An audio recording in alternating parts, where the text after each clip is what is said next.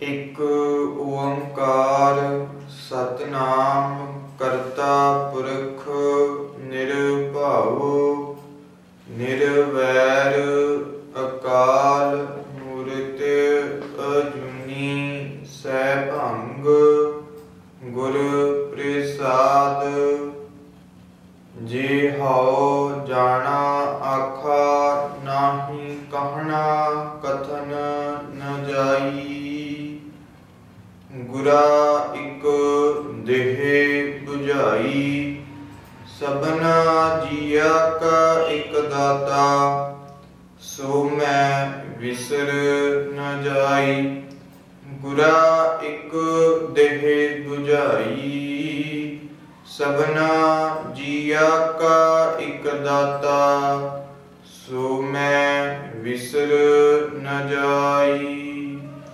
गुरु रूपी गुरु प्यारी साध संगत जीओ, वाहिगुरु जी का खालसा वाहिगुरु जी की फतेह।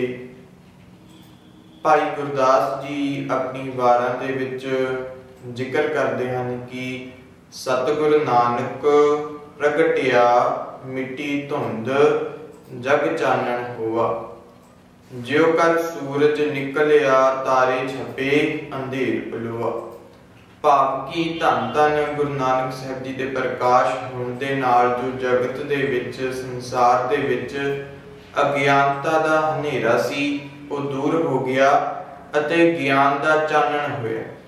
इत्थे भाई गुरदास जी ने जो शब्द वरतिया है सतगुरु नानक प्रगटिया मिट्टी धुंध जग चानण।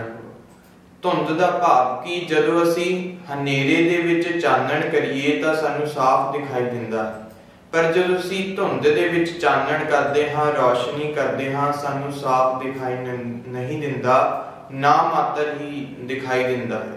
इसलिए भाई साहब ने जो शब्द वरतिया है धुंध वरतिया है सतगुरु नानक प्रगटिया मिट्टी धुंध जग चानण हुआ।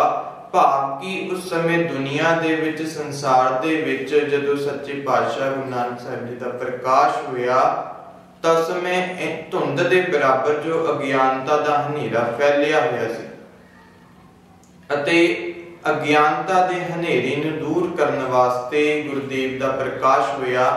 अगली पंक्ति विच भाई गुरदास जी दसदे हन कि ज्यों कर सूरज निकलिया तारे छपे अंधेर पलोआ। जिवें कि सूरज निकलन दे नाल तारे जो छिप जाते हैं अते जो हनेरा दूर हो जाता है, इस तरह होया। अज्ञानता दे हनेरे नूं दूर करन वास्ते गुरुदेव ने चार उदासियां कीतियां, उत्तर दक्षिण पूरब पश्चिम। इन्हां चार उदासियां कीतियां अज्ञानता दे हनेरे नूं दूर करन वास्ते। एक दिन गुरुदेव यात्रा करते हैं, भाई मरदाना उन्हां दे नाल हन अते लाहौर दे विच पुजदे हन। पुरातन जन्म साखी विच लिखिया मिलता है, जो भाई बाले वाली पुरातन जन्म साखी है उस विच लिखिया मिलता है कि गुरु नानक साहिब लाहौर पुजदे ने, भाई मरदाना उन्हां दे नाल ने। लाहौर दे परगने का करोड़ी दुनी चंद खत्री था, जिसके पिता का श्राद्ध था, उस सुनिया नानक तपा आया। इत्थे जो शब्द वरतिया है परगना, जिमें अज देश जो है वो राज्यां दे विच वंडिया होया, राज हुण जिलियां दे विच वंडे हुए हन अते जिले शहरां दे विच अते जो शहर हन पिंडां दे विच वंडे हुए हन। उस समय मुगल साम्राज्य दे समय जो परगने सी, भाव की जो काफी पिंडां नूं इकट्ठा कीता गया सी अते वो पिंडां नूं परगणियां दे विच रखिया गया सी। अते उस समय जो लाहौर दे परगणे दा एक खत्री सी जिसदा नाम सी दुनी चंद, उसके पिता दा जो श्राद्ध सी, उसने सुनिया कि सच्चे पातशाह गुरुदेव लाहौर शहर दे विच आए हन। ओ आयकर बाबा जी को भाव कर लै गया। ओ गुरुदेव कोल जांदा है अते निमरता सहित प्यार नाल बेनती करता है, सच्चे पातशाह आप मेरे घर आओ, अपने पवित्र चरण मेरे घर विच पाओ। इत्थे जो शब्द भाव वरतिया है, भाव दा अर्थ है निमरता। निमरता सहित प्यार दे नाल वो बेनती कीती कि सच्चे पातशाह आप मेरे घर आओ।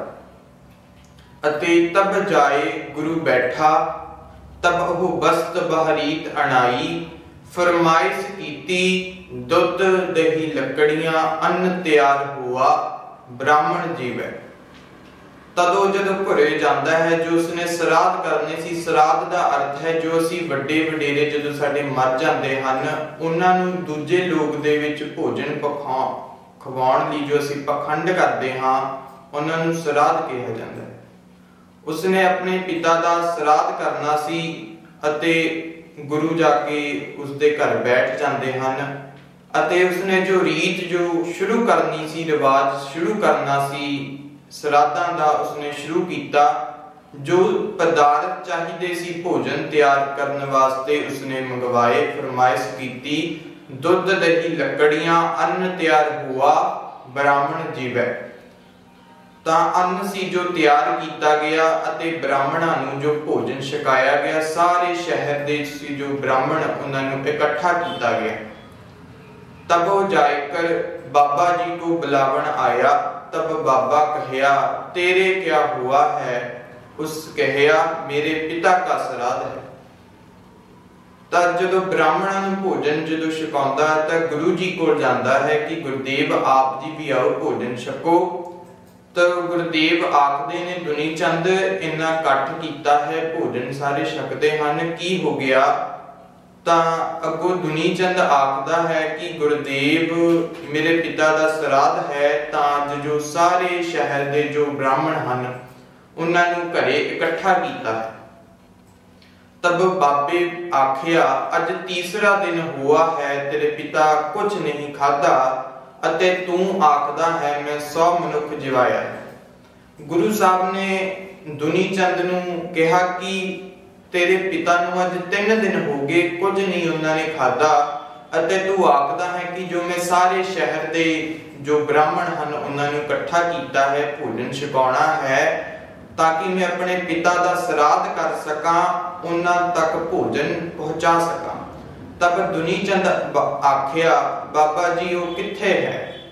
तब बाबे आखिया वो एक माल विच पिया हुआ है, बघियाड़ा का जन्म है, कोहा पंजा ऊपर, तू जाए प्रसाद लेकर, पर डरना नहीं, तेरे जाने से उसकी बुद्ध मानुक की हो जाएगी। गुरुदेव ने अगे दुनी चंद नूं समझाया कि जो तेरा पिता है वो बघियाड़ दे जन्म दे विच भाव की जूनी दे विच पिया हुआ है, इथों कोहा पंजा दूर तू उस लई भोजन लैके जा, प्रसाद लैके जा अते तेरे जाण नाल उसदी जो बुद्ध है वो मनुख दी हो जानी है।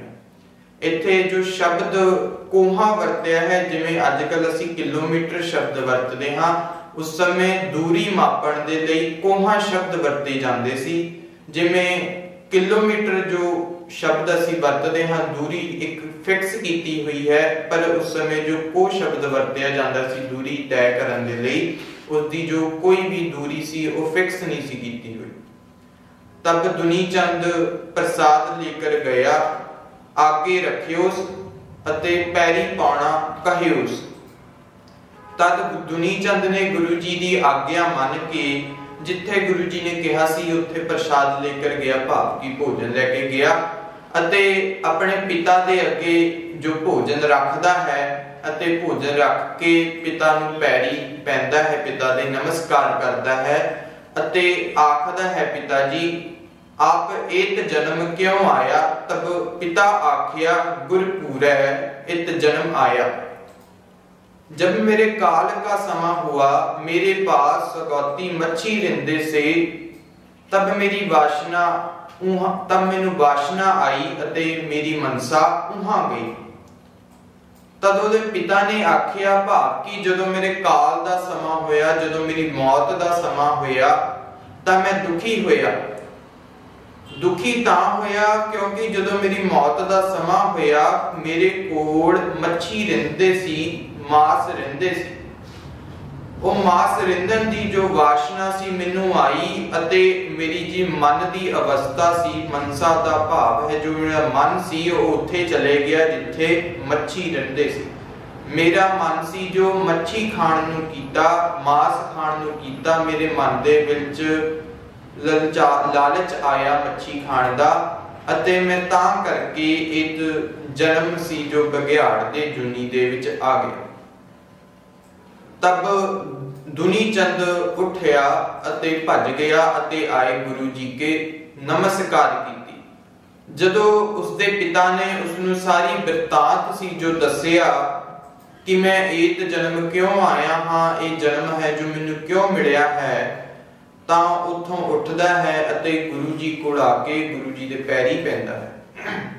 असीं अपने असल जीवन दे विचों उदाहरण लईए कि जदों असीं घरे ब्राह्मणां नूं बुलाउंदे हां, उन्हां नूं भोजन छकाउंदे हां, ਜਿਹੜੀ ਅਸੀਂ ਭੋਜਨ ਛਕਿਆ ਮੂੰਹ ਦੇ ਵਿੱਚ ਬੁਰਕੀ ਪਾਈ ਰੋਟੀ ਦੀ, ਉਹ ਦੰਦਾਂ ਨਾਲ ਚਬਾਇਆ ਗਿਆ ਅਤੇ ਚਬਾਇਆ ਹੋਇਆ ਜੋ ਭੋਜਨ ਹੈ ਉਹ ਫੂਡ ਪਾਈਪ ਰਾਹੀਂ ਭਾਵ ਕਿ ਭੋਜਨ ਨਲੀ ਦੇ ਰਾਹੀਂ ਜਦੋਂ ਪੇਟ ਵਿੱਚ ਗਿਆ ਤਾਂ ਉਹ ਪਚ ਜਾਣਾ ਹੈ। ਤਾਂ ਸਾਨੂੰ ਸਾਫ਼ ਜੋ ਸਪਸ਼ਟ ਹੋ ਜਾਂਦਾ ਹੈ ਕਿ ਜੋ ਪਚਿਆ ਹੋਇਆ ਭੋਜਨ ਹੈ ਉਹ ਕਿਸੇ ਨੂੰ ਨਹੀਂ ਦਿੱਤਾ ਜਾ ਸਕਦਾ।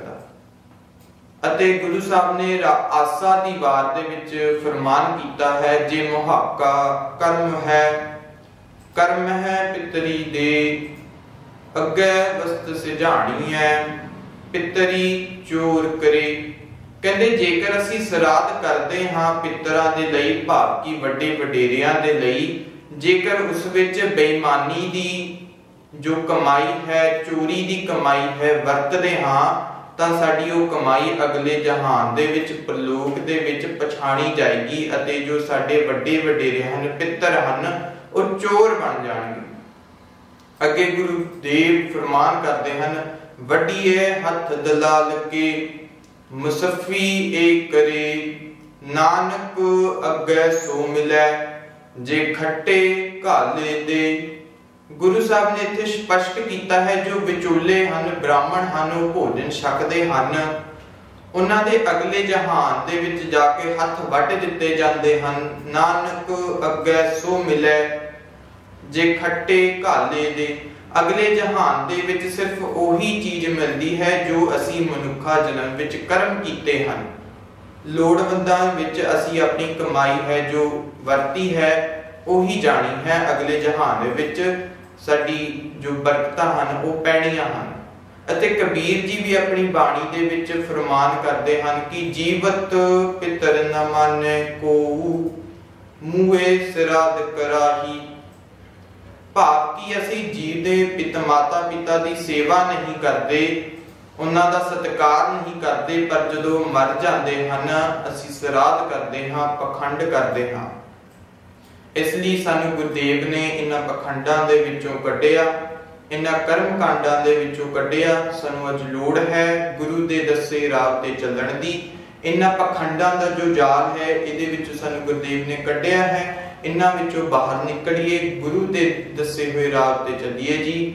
ਗੁਰਮਤਿ ਵਿਚਾਰਾਂ, ਗੁਰ ਇਤਿਹਾਸ ਸਰਵਨ ਕਰਦੇ ਹੋਏ ਨਿੱਕਾ ਪ੍ਰਕਾਰ ਦੀਆਂ ਭੁੱਲਾਂ ਹੋ ਗਈਆਂ ਹੋਣਗੀਆਂ, ਮਾਫ ਕਰਨੀਆਂ ਜੀ। ਵਾਹਿਗੁਰੂ ਜੀ ਕਾ ਖਾਲਸਾ, ਵਾਹਿਗੁਰੂ ਜੀ ਕੀ ਫਤਿਹ।